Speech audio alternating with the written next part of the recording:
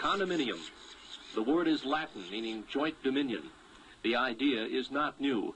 The ancient Romans lived in condominiums. In a condominium, a unit owner has the exclusive right to his living quarters, but shares with others the use of so-called common elements, everything from the sidewalk to the swimming pool.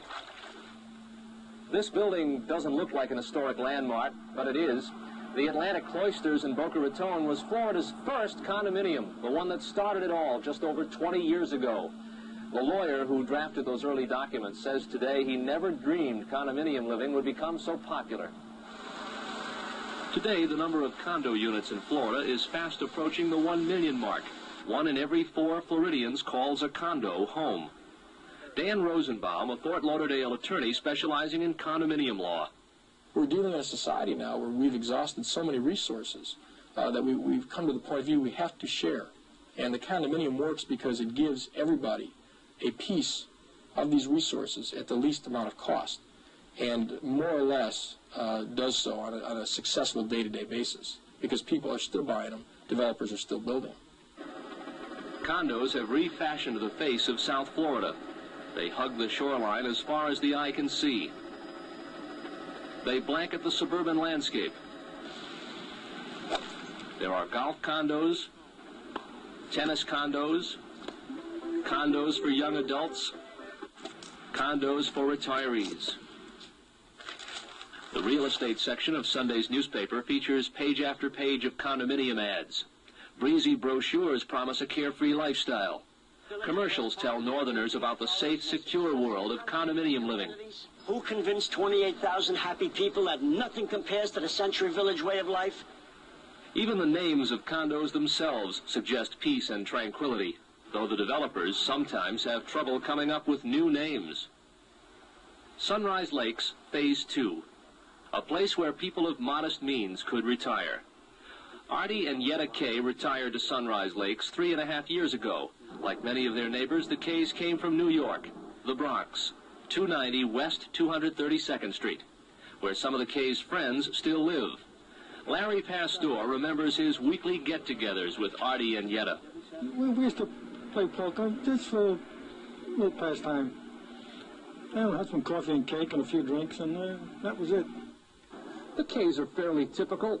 Artie Kay was a hardware salesman in New York. He worked for the same company for 40 years. His wife was a paraprofessional in the city school system. She worked over here at John F. Kennedy High School. The Kays lived on the 11th floor at Corlear Gardens. This was their home for 13 years. But living in this high-rise apartment building did not prepare them for their new lives in a condominium. Well, this is a free lifestyle. I lived in an apartment, and I just closed my door, and that was it. Here I'm in and out all the time, and I'm with people all the time. It was a lot different than we've had up north. Yetta joined the Phase 2 Women's Club. She plays canasta and attends ceramics classes.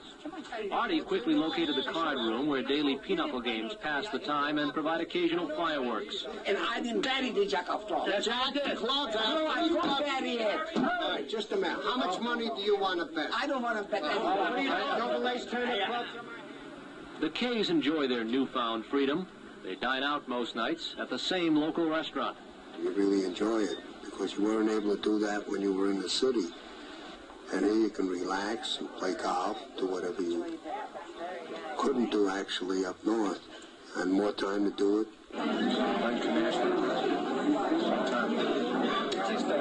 For me, it was different because I left my children up north, and I thought that I'd be missing them, and I didn't know whether I'd like this type of lifestyle at all.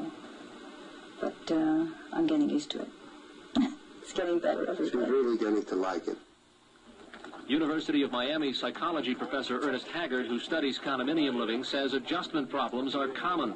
Elderly people who have lived in the north come down riding on a dream that life is going to be easy, they're going to meet interesting people, they're going to be able to do whatever they want to all day long, and it's going to be just wonderful. And they find out it isn't quite that way. And they also have restrictions that they never had before, either when they rented or owned, restrictions that are imposed by the condominium as a way of life. Restrictions that are enforced by the condominium's board of directors, unit owners themselves who govern their neighbors. In our next report, we'll show you how the board of directors works. Later in this series of reports, you'll see some of the trials and the triumphs that take place in a condo, and the characters you'll meet. Mavens. Everybody became a maven. Well, they speak for themselves.